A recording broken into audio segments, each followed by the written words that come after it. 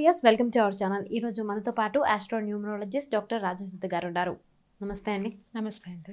రాజశుద్ధ గారు, మొదటి సంతానం అమ్మాయి అయితే కనుక వాళ్ళ తల్లిదండ్రులకి ఎలా ఉంటుంది అంటే చాలామంది అంటుంటారు కదా, సో మొదటి సంతానం ఎవరైనా అమ్మాయి పుట్టింది అనుకోండి, సో మహాలక్ష్మి పుట్టింది మీ ఇంట్లో అని చెప్పి సో వాళ్ళని ఇంకా ఎత్తేస్తూ ఉంటారు. సో మీకు మొత్తం కూడా మంచి జరుగుతుంది అని చెప్తూ ఉంటారు. సో మరి మొదటి సంతానం అమ్మాయి అయితే ఏంటి, అబ్బాయి అయితే ఏంటి, అసలు వాళ్ళ జీవితం ఎలా ఉండబోతుంది అంటారు?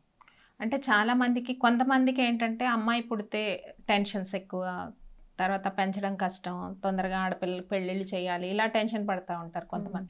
కొంతమంది ఏంటి, అమ్మాయి పుడితే మహాలక్ష్మి పుట్టింది మా ఇంట్లో, ఎందుకంటే అమ్మవారు పుట్టారు అని చెప్పి కొంతమంది భావించే వాళ్ళు ఉంటారు.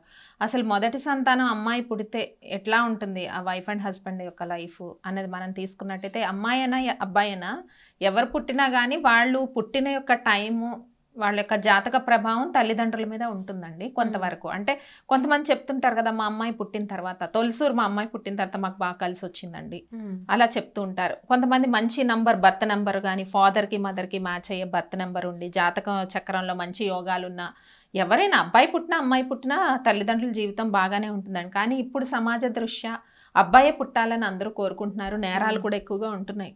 ఎందుకంటే శిశు హత్యలు, అబార్షన్స్ చేయించడం, అమ్మాయి అని తెలిస్తే అబార్షన్ చేయించడం, ఇలా చట్ట వ్యతిరేకమైన చర్యలు ఎక్కువగా ఉన్నాయి. కాకపోతే నేను ఒకటే చెప్తానండి, అబ్బాయి పుడితేనే వాళ్ళ లైఫ్ హ్యాపీగా ఉంటుందని మనం చెప్పలేం. ఎందుకంటే అబ్బాయిని పెంచడానికి, ప్రయోజకులను చేయడానికి బాధ్యతలు ఎక్కువ ఉంటాయి.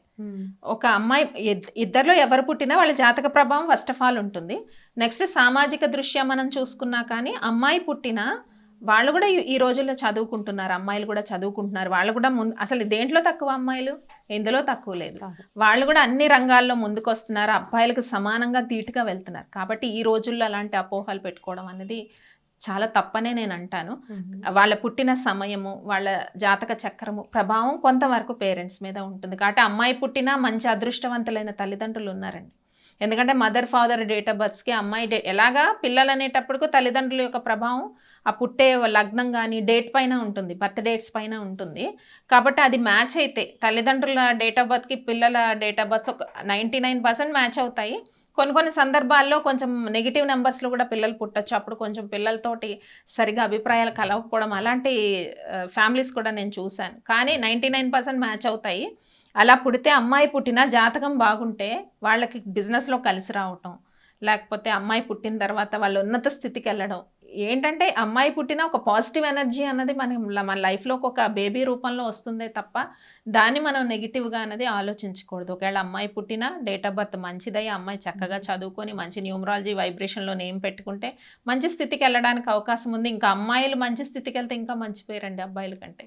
కాబట్టి అమ్మాయి పుట్టిందని ఎవరు కూడా బ్యాక్ స్టెప్ వేయకూడదు అన్నది నా ఉద్దేశం. ఎందుకంటే జాతకమే మనల్ని నడిపిస్తుంది. కాబట్టి మంచి యోగంలో ఉన్న అమ్మాయి పుట్టచ్చు కదా, మనం అలా అనుకోలేము. అబ్బాయి పుడితేనే లక్క ఎలా అనుకుంటాం, అబ్బాయిలు పుట్టి కూడా ఇబ్బందులు పడుతున్న వాళ్ళు చాలా మంది ఉన్నారు. హెల్త్ ప్రాబ్లమ్స్ వచ్చి ఆ పిల్లలకి రాకూడదనే అనుకుంటాం. కానీ కొంతమంది హెల్త్ సరిగ్గా లేక అబ్బాయిలు, తర్వాత వాళ్ళకి నెక్స్ట్ అమ్మాయి పుట్టిన తర్వాత వాళ్ళ లైఫ్ బాగున్న లైఫ్స్ ఎన్నో చూస్తుంటాం. ఫస్ట్ అబ్బాయి పుట్టి అంత షైన్ అవ్వకుండా నెక్స్ట్ అమ్మాయి పుట్టిన తర్వాత వాళ్ళు టర్న్ అయిన ఫ్యామిలీస్ ఎన్నో ఉంటాయి, మనం చూసినవి ఎన్నో ఉంటాయి కదా.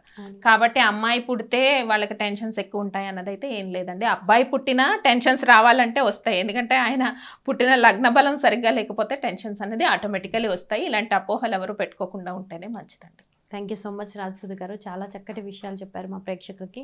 ధన్యవాదాలు. సో చూసారు కదా వ్యూవర్స్, ఈ వీడియో కనుక మీకు నచ్చినట్లయితే లైక్ చేయండి, షేర్ చేయండి. ఇలాంటి మరిన్ని వీడియోస్ కోసం మా ఛానల్ సబ్స్క్రైబ్ చేయండి. Thanks for watching.